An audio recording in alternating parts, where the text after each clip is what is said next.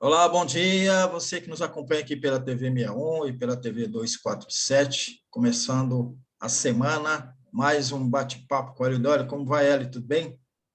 Tudo bem, Negrão? Bom dia para você, para todas e todos. Tudo bom no bate-papo com o Hélio Dória de hoje. O Hélio vai falar da desistência do presidente do Flamengo, que estava sendo cotado, né, para o Landim, né? Qual o nome dele mesmo, Hélio? Rodolfo. Rodolfo Landim estava sendo cotado para assumir a presidência do Conselho de Administração da Petrobras e desistiu, né, de assumir. O Hélio vai falar aí sobre isso e também sobre a situação do Adriano Reis, né, que é o cotado para presidir a estatal. Pires. Pires, né? Adriano Pires. Adriano Pires. Outro tema aqui do nosso bate-papo é o deboche do Eduardo Bolsonaro diante das torturas sofridas pela jornalista Miriam Leitão. Ele debochou de uma forma assim que não tem como descrever tamanho absurdo, né, que foi essa declaração de Eduardo Bolsonaro. O Hélio vai comentar sobre isso também e vai falar aí dos resultados da janela partidária, que, entre outras situações, mostrou a base política de Bolsonaro. No baú, ele vai trazer justamente a sua experiência pessoal com a janela partidária. Ele vai começar falando lá com a sua relação lá com o PSD. Estou curioso para saber, Hélio, dessa história aí, Hélio, mas vamos começar aqui pelos temas atuais. Essa desistência do Landim, qual o significado disso, Hélio? Tem relação com a situação também aí, meio que sob suspeita do Adriano Pires? Tem sim, Negrão. É tudo farinha do mesmo saco, como se diz, né? O Landim, que é o presidente do Flamengo, um cara que vive bajulando o Bolsonaro, essa bucha do Bolsonaro, está sempre aqui em Brasília, Bolsonaro levanta a bola dele, o governador aqui do Distrito Federal, Ibanez Rocha, também tem alguma coisa esquisita na relação com ele, tanto que Ibanez arranjou para ele um patrocínio do BRB. O BRB patrocina as camisas do Flamengo, né? Está lá nas camisas do Flamengo, muito mal acompanhado, inclusive, da Havan, daquele Luciano Hang, que é outro bolsonarista aí, ignorante, radical. E o Ibanez já abriu lojinhas do Flamengo aqui em Brasília, nos shoppings do Paulo Otávio, tudo suspeito, Negrão, tudo suspeito. Né? O governador que dá patrocínio ao BRB recebe franquia de lojas para vender material do Flamengo no shopping do amigo a quem ele beneficia alugando prédios deles para órgãos do GDF. Você vê que o ciclo vai se fechando. Então, é tudo, eu não vou dizer o que é para eles não me processarem, já estou de saco cheio desse negócio de processo, mas é tudo isso que você está pensando, tudo isso que você está pensando. Pois bem, o Rodolfo Landim disse para jornalistas que ele está saindo porque ele quer se dedicar ao Flamengo. Mentira, mentira. Além de ser isso, é mentiroso. Ele está saindo porque ele sabia que teria problema para ser aprovado no Conselho de Administração por causa das relações espúrias dele com empresários que têm interesses na Petrobras. Um deles é o chamado, o nome dele é Carlos Soares, é dono de 8 distribuidoras de gás. Landim tem uma relação suspeitíssima com esse indivíduo, inclusive já foi investigado por isso, porque ele mandou dinheiro para a conta desse Carlos Soares no exterior. Então, tem vários conflitos de interesse dele aí. Ele já está sendo investigado pelo Ministério Público de Contas, que é o Ministério Público Tribunal de Contas. Ele responde por gestão fraudulenta, Negrão, gestão fraudulenta de 3 fundos de pensão, da Petrobras, do Banco do Brasil e da Caixa Econômica Federal, um prejuízo de 100 milhões de reais que ele deu. Então, aí fica tirando onda agora. Quer dizer, é esse tipo de gente que Bolsonaro escolhe para dirigir a principal empresa brasileira e a principal empresa estatal brasileira. Esse tipo de gente, esse presidente do Flamengo. Por isso é que o Flamengo está nessa situação que está, o eterno vice agora, né? Mas esse outro, Negrão, que você citou, Adriano Pires, que foi indicado para o Conselho, também está sendo investigado, também tem conflito de interesses, porque ele era lobista. Ele é lobista, ele tem empresas suspeitas em nome dos filhos, fazendo lobby para empresas que têm interesse na Petrobras. Como é que um cara desse pode ser presidente da Petrobras? Se ele tem interesses conflitantes, conflito de interesses, como se chama, e está sendo investigado por isso. Inclusive, o Tribunal de Contas da União, eu acho que o Ministério Público, né, do Tribunal de Contas, pediu o seguinte: olha, vamos investigar primeiro, não vamos já dar essa nomeação como certa, não, vamos investigar esses conflitos de interesse que ele tem. Ele tem como os clientes, eu anotei aqui, a ABGás, que é a Associação Brasileira do Gás, o próprio Carlos Soares é cliente dele também, e uma das figuras mais, eu vou dizer assim, ela é discreta, mas é perigosa, chama-se Rubens Ometo.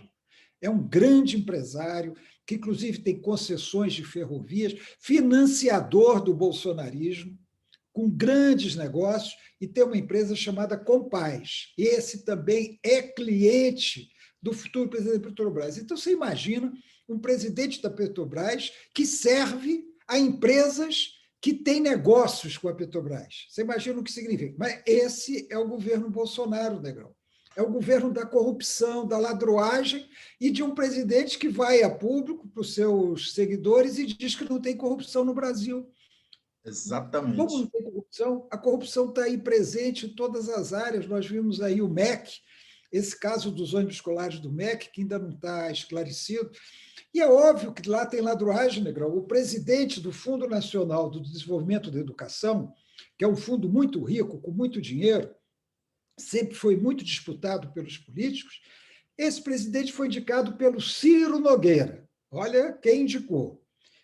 Um dos diretores desse fundo, que lida com dinheiro, foi indicado pelo Valdemar Costa Neto, ou seja, pelo PP, pelo PL, os dois partidos chaves do Centrão. Você acha que não tem roubalheira no FND? É claro que tem. Para que Ciro Nogueira e Valdemar iriam indicar as pones dele, caras que trabalham com eles há muito tempo, de confiança absoluta deles, acostumados a ser operadores dele, para o FNDE? É óbvio que tem corrupção lá. É só investigar mais a fundo que vai descobrir corrupção, como teve corrupção no Ministério da Saúde, no caso da Covaxin, no caso de remédio, no caso da entrega das vacinas, com aquela log, né?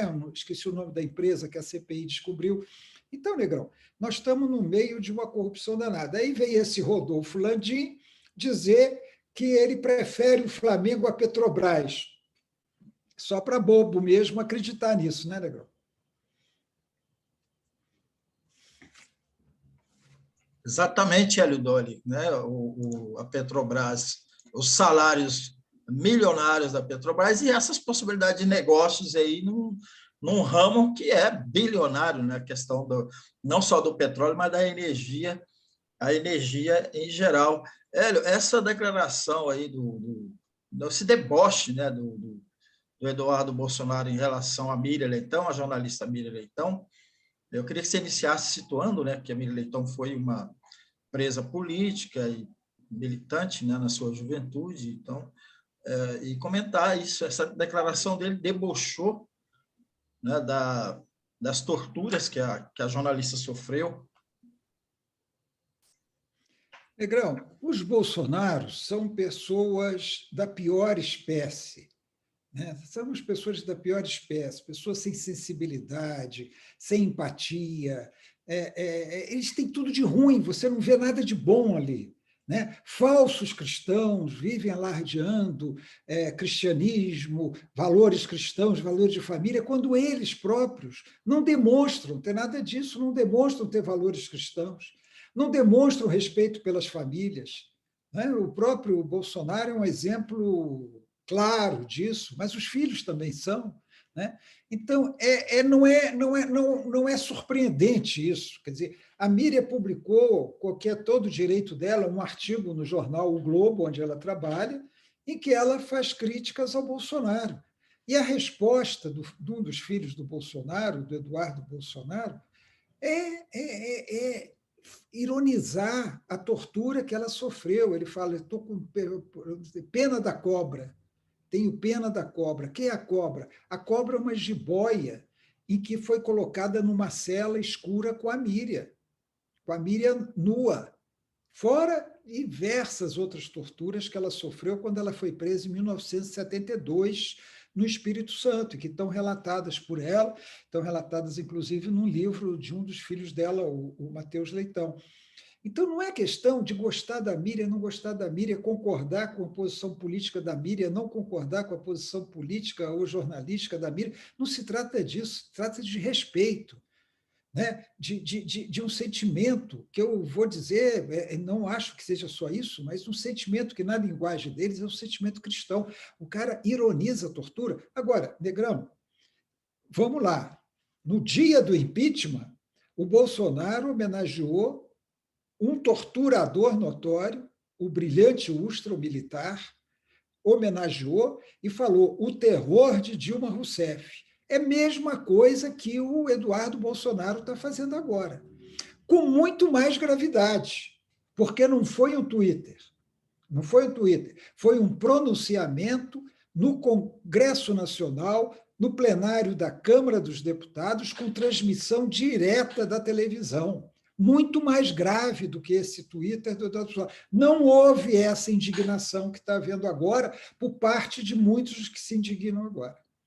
Aquilo já era grave e suficiente para caçar o mandato do Bolsonaro. Ele devia ter saído de lá, da cadeia. Se fosse um país decente, ele teria saído da cadeia naquele momento, né? E a gente não estaria vivendo tudo isso que nós vivemos hoje. Mas essa mesma mídia, hoje, né, passou pano, normalizou, como a gente fala, o que Bolsonaro sempre diz. Não foi só esse pronunciamento foi ao vivo, direto, pela televisão. Ele sempre defendeu torturadores, ele e os filhos deles sempre homenagearam torturadores, homenagearam bandidos, fosse na Câmara de Vereadores do Rio, fosse na Assembleia Legislativa do Rio, na Câmara dos Deputados, sempre fizeram homenagem a torturadores e passou em branco. E aí esse processo vai continuando. Nós tínhamos que ter feito aqui o que fizeram na Argentina, né? Tem um documentário, né, muito bom, eu soube que passou ontem no canal Curta, um documentário muito bom, mostrando, inclusive, que o general Rafael Videla, que foi presidente ditador da Argentina, morreu preso, condenado à prisão perpétua pelos crimes cometidos pela ditadura argentina. E, como ele, vários outros militares argentinos e civis também foram condenados pelos crimes praticados. Aqui não, aqui passou tudo normalmente, com o apoio do próprio Supremo Tribunal Federal. Isso permite que o Eduardo Bolsonaro cometa um ato como esse. Ele deveria estar sendo levado hoje ao Conselho de Ética da Câmara dos Deputados, porque é muito grave homenagear a ditadura, homenagear um ditador. Esse general Braga Neto devia estar preso também. Se nós tivéssemos uma democracia real, ele não estava aí solto, não. Inclusive que ele não é mais ministro da Defesa. Aquela ordem do dia dele é vergonhosa para o Brasil, é vergonhosa para o país, como os comandantes militares também que subscreveram aquela ordem do dia absurda. Então, Negrão, nós normalizamos, essa palavra é meio nova, né? Nós normalizamos a ditadura no Brasil e estamos agora correndo o risco de voltar a ela por um golpe desses bolsonaristas insanos que nós temos hoje no poder.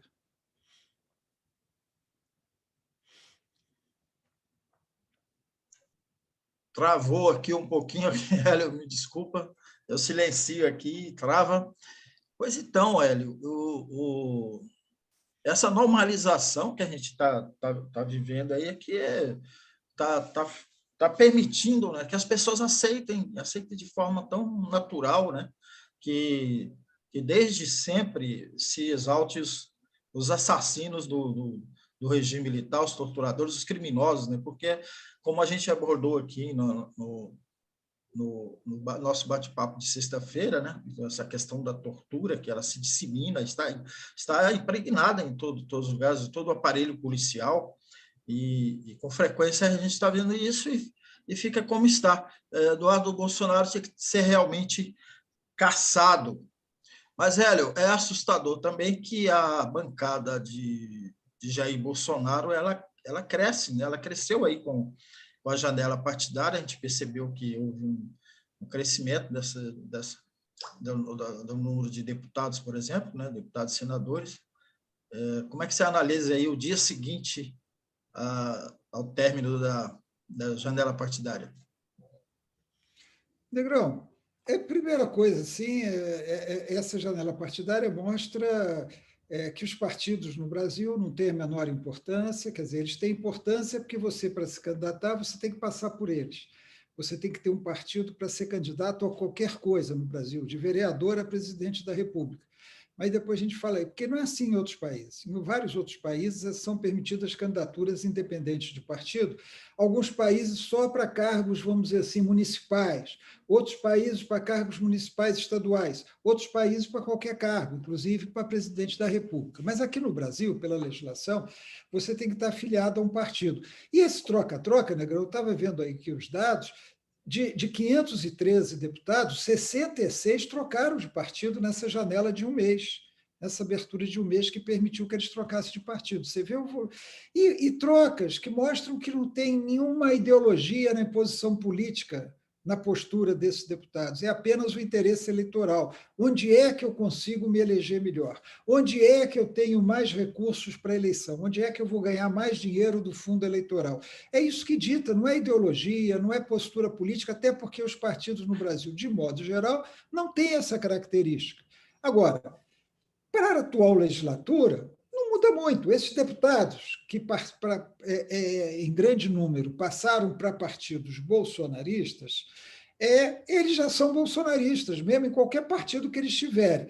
Como você não tem a fidelidade partidária, eles já votavam com Bolsonaro na Câmara. Eles já votavam com Bolsonaro na Câmara, estando no PSB, estando no PDT, estando no MDB, eles já estavam votando e vão continuar votando, só que agora em partidos bolsonaristas. O que isso aí mostra com mais clareza é a base política que o Bolsonaro tem. O Bolsonaro tem uma base política bastante forte, que é o chamado Centrão. Então, você vê, por exemplo, o PL, que é o partido do Bolsonaro, passou de 43 para 73 deputados, hoje a maior bancada da Câmara. O PP ganhou mais 14, passou para 59. O PP é o partido do Ciro Nogueira. Você vê que só estou falando de gente boa. O PL é do Valdemar Costa Neto, o PP é do Ciro Nogueira. O Republicanos, que é o partido da Igreja Universal, passou de 31 para 46. O PT está com 56, passou a ser a terceira bancada da Câmara, abaixo dos dois partidos bolsonaristas, do PL e do PP. União Brasil, que é o partido da centro-direita, eu acho que é da direita mesmo, passou de 81 para 50, perdeu seus deputados. Mas esses deputados estavam no União Brasil, mas já estavam votando com o Bolsonaro. Então, em termos de votação, de Câmara, tal, ter a maior bancada, tal, no final da legislatura, não representa nada. Se fosse no início da legislatura, teria influência na escolha dos presidentes de comissões, na formação da mesa da Câmara, mas agora não tem esse significado, que inclusive a imprensa está exagerando. Agora, mostra que Bolsonaro tem uma base política. Bolsonaro, aquilo que ele negava na outra eleição, que ele era antissistema, contra a política, contra o Centrão, o general Heleno cantando que não fica meu irmão, no Centrão, falar pegar ladrão, era tudo falso, era tudo fingimento para se eleger. Ele tem uma base política e a base política mais corrupta da República. É integrada basicamente por parlamentares sem ideologia, oportunistas, carreiristas, grandes empresários de modo geral, empresários em seus estados, que se elegem graças ao poder econômico em grande parte e que se caracterizam pela corrupção. Não é à toa que esses partidos dominam o FNDE, esses partidos estão no Ministério da Saúde, no Ministério da Infraestrutura, roubando adoidado, a palavra é essa. Então, essa janela, ela mostra isso. Né? Não é que ela tem influência na atual legislatura, o partido está em primeiro lugar, com o maior número de deputados, o segundo não. Ela mostra que Bolsonaro tem uma base política, e essa base política, a gente queira ou não, ela está espalhada aí pelo país. E ela pode, claro, influir na eleição. Agora, não tenha dúvida, Negrão, se Bolsonaro perde a eleição, no ano que vem, eles estão procurando o futuro presidente da República para fazer acordo, para ganhar nacos do Estado e poder continuar roubando. Agora, esse roubo ele é mais grave no tal do orçamento secreto. Esses partidos dominam o orçamento secreto, por intermédio do Arthur Lira, que é do PP e é o presidente da Câmara, né? Esse orçamento secreto é o maior escândalo que esse país tem nos últimos tempos. É a maior fonte de corrupção que tem, porque essas verbas do orçamento secreto têm o chamado retorno. O que é o retorno? É o dinheiro que os beneficiados devolvem a quem conseguiu a verba. É o mesmo caso dos pastores do MEC. É a mesma coisa. O pastor lá do MEC, os dois pastores, chegavam para o prefeito e falavam: olha, eu vou conseguir um dinheiro aqui para você do FNDE. Os asseclas lá do Valdemar e do Ciro Nogueira e o ministro bobão lá, o ministro ignorantão, garantem esse dinheiro para vocês, mas vocês vão ter que me dar alguma coisa. Vão ter que comprar não sei quantas mil Bíblias, vão ter isso, vão ter aquilo, vão me dar 15 mil reais, vão me dar 1 quilo de ouro. É a mesma coisa que o orçamento secreto pede. O deputado ou senador chega para o beneficiário da emenda, seja um prefeito, seja um governador, seja um empresário que vai fazer a obra e diz: olha, está aqui o dinheiro para você, agora devolve o meu. É o chamado retorno.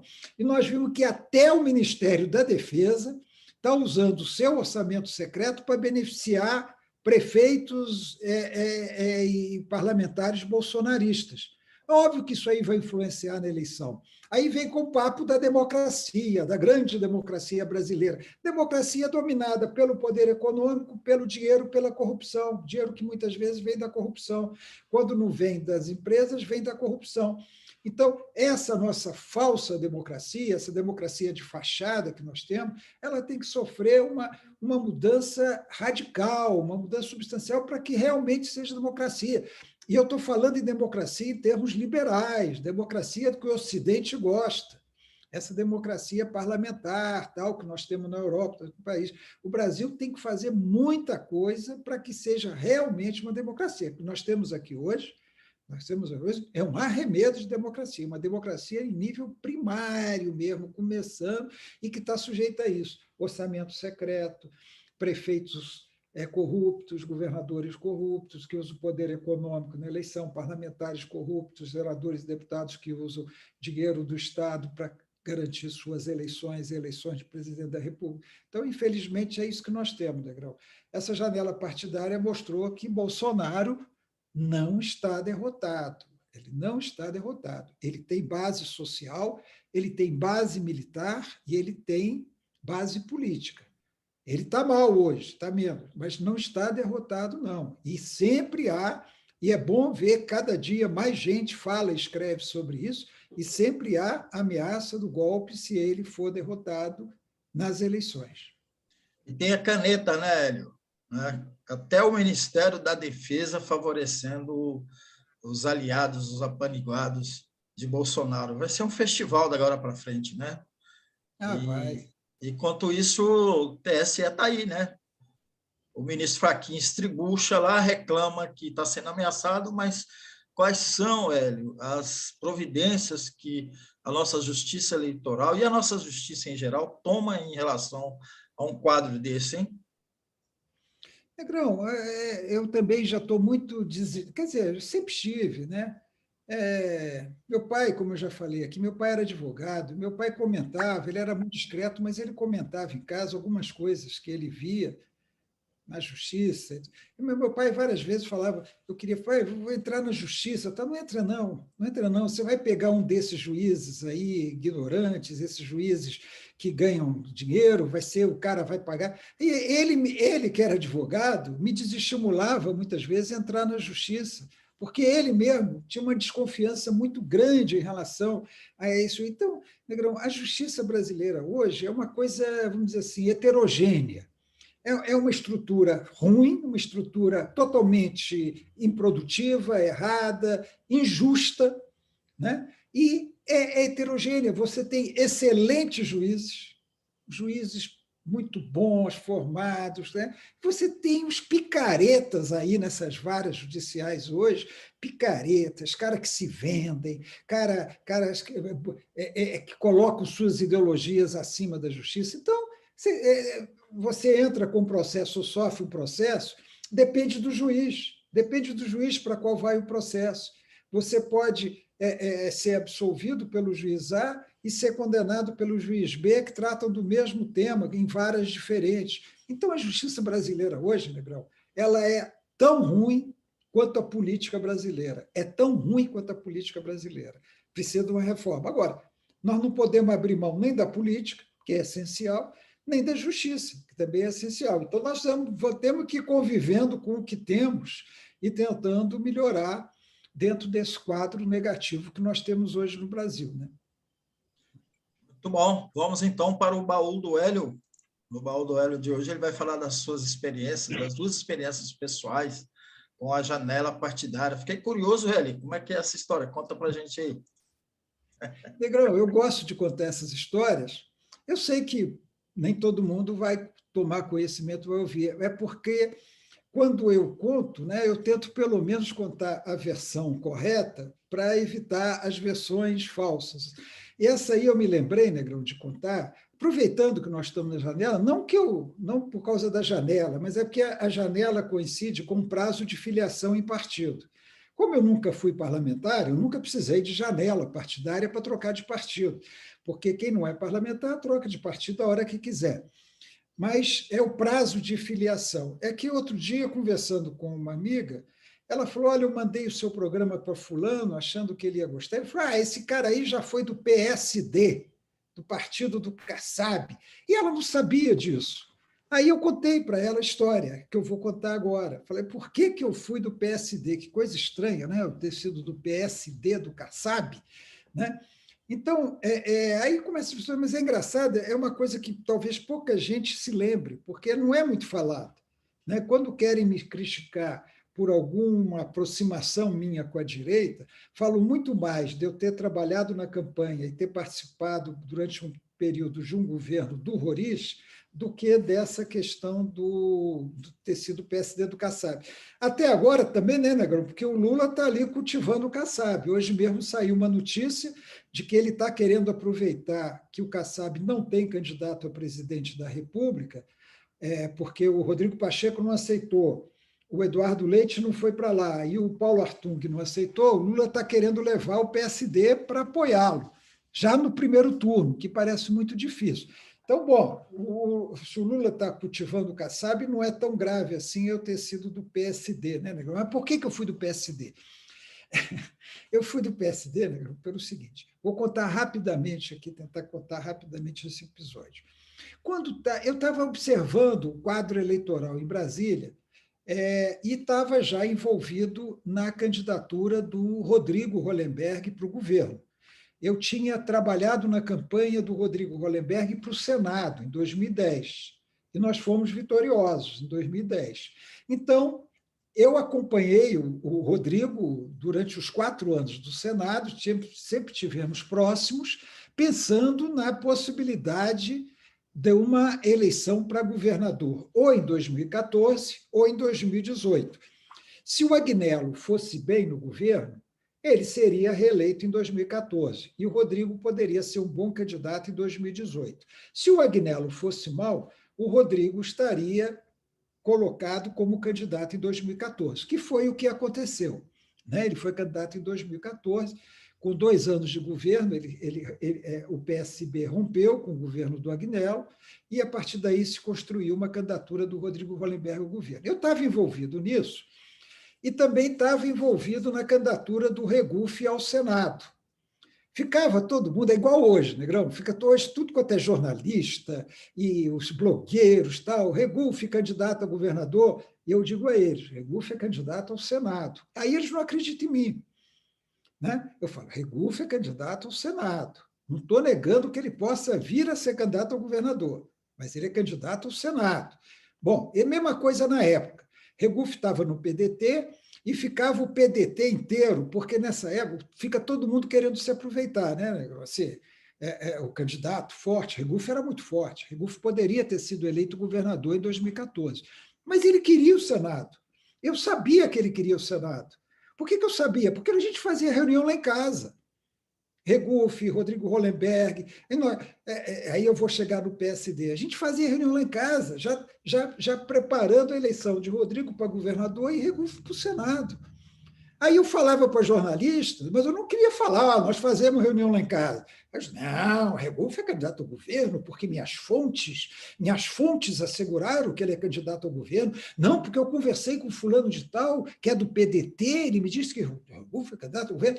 E eu não podia falar, olha, eu converso com o Regufe toda hora. Ele vai lá em casa, a gente faz as reuniões lá em casa. Né? Então, mas, bom, estava articulando isso, quando no último dia, quase assim, terminando a janela partidária, eu vejo no Correio Brasiliense, lendo o Correio Brasiliense, que 3 deputados distritais, eu não lembro mais quem era, eu lembro que uma era das irmãs Roriz. 3 deputados saíram do PSD, deixaram o PSD. Eu falei, pô, então o PSD ficou sem deputado. No dia seguinte, eu leio que o então presidente da FEComércio, Ademir Santana, tinha deixado o PSD também. Eu falei, pô, saiu o presidente da FEComércio, saíram 3 deputados, o Rogério Rosso está sozinho no PSD. E eu tinha uma relação, embora tivesse brigado muito com o Rogério Rosso no tempo do governo Murilo, nós chegamos a romper relações, depois a gente tinha restabelecido essas relações, distante, mas tinha. E uma vez ele tinha me dito, Hélio, eu vou ser candidato a deputado federal, eu não vou ser candidato a cargo majoritário, eu vou ser candidato a deputado federal. E o candidato que eu acho melhor para governador é o Rodrigo Hollenberg. E eu acho que o Regufe é um excelente candidato. O Rogério tinha me dito isso. Eu, então, falei, pô, o Rogério apoia o Rodrigo e apoia o Regufe. Fui lá conversar com o Rogério, no último dia, Negrão, no último dia da filiação. Fui conversar com o Rogério, né? E eu falei, Rogério, porra, traz o PSD para aliança com o Rodrigo e com o Regufe. Não, o Regufe vai ser candidato ao Senado mesmo? Não, fique tranquilo, vai ser candidato ao Senado, está tudo acertado. Aí o Rogério falou, pô, seria bom, porque eu apoio o Rodrigo, tá? Eu quero ser candidato a federal. E para nós era ótimo, porque o PSD traria mais quase 2 minutos de televisão, 1 minuto tanto, acho, de televisão, que seria muito bom e fortaleceria a aliança. Aí o Rogério vira para mim e fala assim, mas não tem um problema, o Kassab, ele exige que a gente só se coligue quando tiver um lugar na chapa majoritária. Então, a gente teria que ter um vice-governador.